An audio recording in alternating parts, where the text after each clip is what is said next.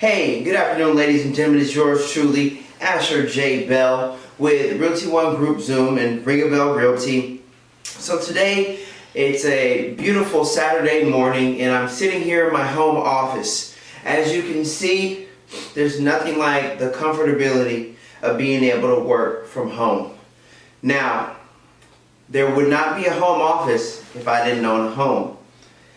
One of the things that I was thinking about the other day is how I got my home and what enlightened me and encouraged me to do so. And I wanted to share that story with you, and I'll be very brief. So, back in 2015, I can remember saying to myself, I want to buy a home.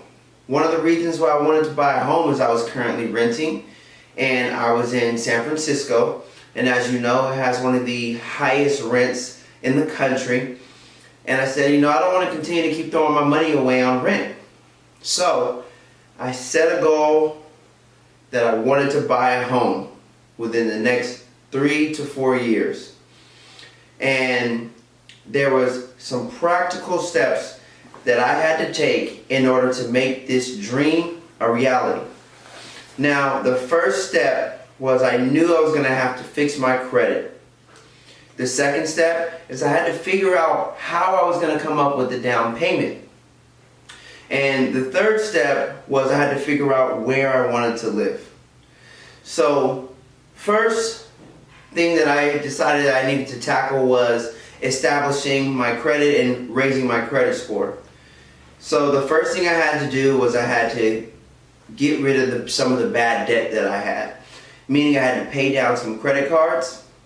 Meaning that I had to start paying my bills on time, which was one of the most important things you can do to establish your credit.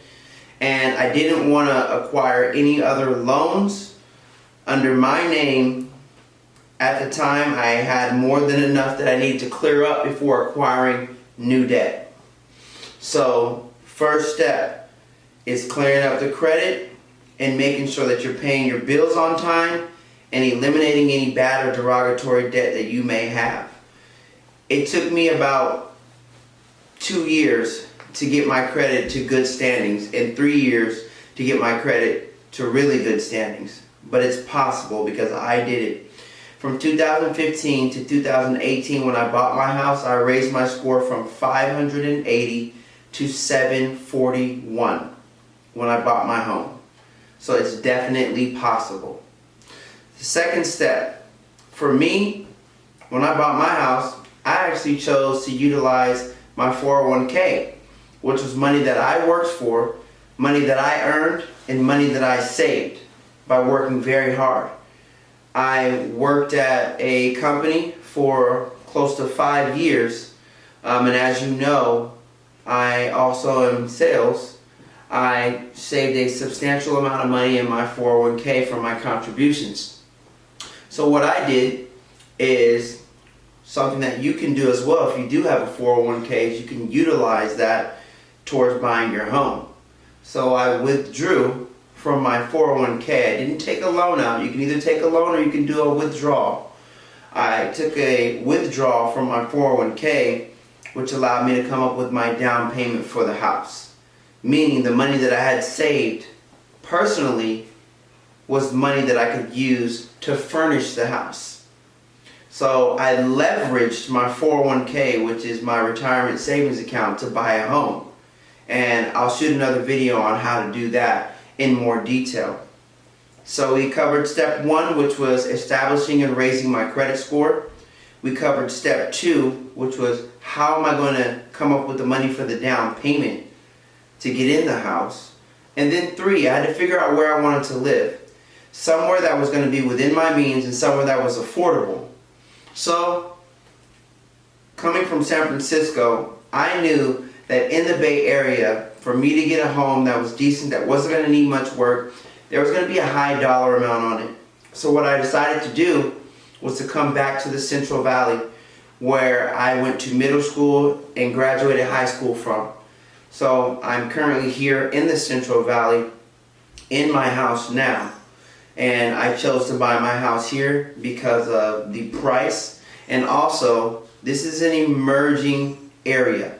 There's a lot of development going on in the city that I'm in. They're planning to build over 57,000 homes, and that's just the city I'm in, not including the cities around me, which there are some master plans going around for development as well. Also, they're building a lot more businesses here. Amazon's here, so they're starting to develop this area, and it's the Atherton and Bay Area investors who are investing in this area now. So the area is growing, it's evolving. So one thing that I knew was that if I get in now, as the home values increase in this area, that's equity that I'll be building. And the appreciation rate here is between 8 and 13%. So that's a really good appreciation rate, which is one of the reasons why I chose this area. So moving right along and wrapping this up, I fixed my credit, I established my credit, and I raised my credit. 2, I figured out how I was going to come up with my down payment, which there are creative ways to do so. 3, I found out where I wanted to live. And once those 3 steps were taken care of, I was now prepared to start the home buying process. So another thing that I did outside of these 3 things, which was getting prepared to buy a home, was I went and got myself a pre-approval letter. Before I got in contact with my realtor that I bought my house from, I was already pre-approved the year prior. I got a new pre-approval letter because my credit score had went up. So I wanted to see if I was approved for more. So I got a new current pre-approval letter. So I was 100% prepared to go shop for a home. I want to make this very clear. You're not ready to buy a home until you've done those 4 things. Your credit's good. You know how you're going to come up with your down payment. You know what general area you want to live. And you're also pre-approved. Shopping for homes without a pre-approval letter is similar to going to the mall with no money. You're going to the mall just to look around. You're basically what we call a window shopper. Now, I don't mean to come off as offensive with this, but there are practical steps that you should take before starting to shop and look for homes. Not saying don't dream and don't get an idea. So if you're just looking at homes, you don't need an agent to go look at homes. You can simply kind of browse in your area, start to look at homes, go to some new developments, and you can go tour some model homes. When you're seriously looking to buy, that's when you contact your agent and you're actually viewing homes to buy the home.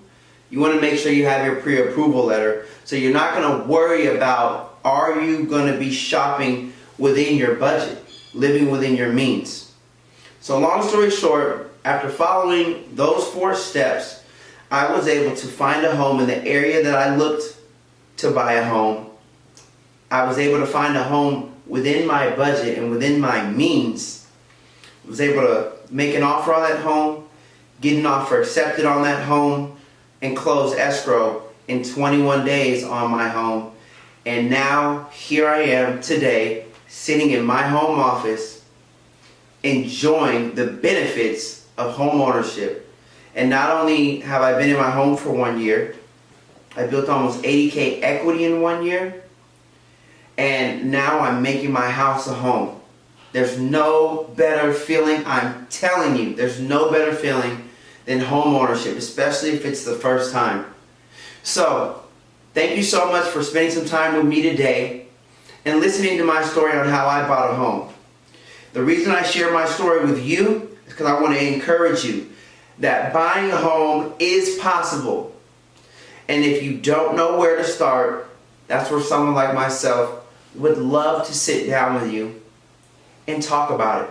Have a conversation, brainstorm, get some ideas put on paper, and let's come up with a plan to help you get into your first home. Ladies and gentlemen, I thank you so much for your time, and I thank you for watching this video. Please like, subscribe, and share. Thank you so much for watching.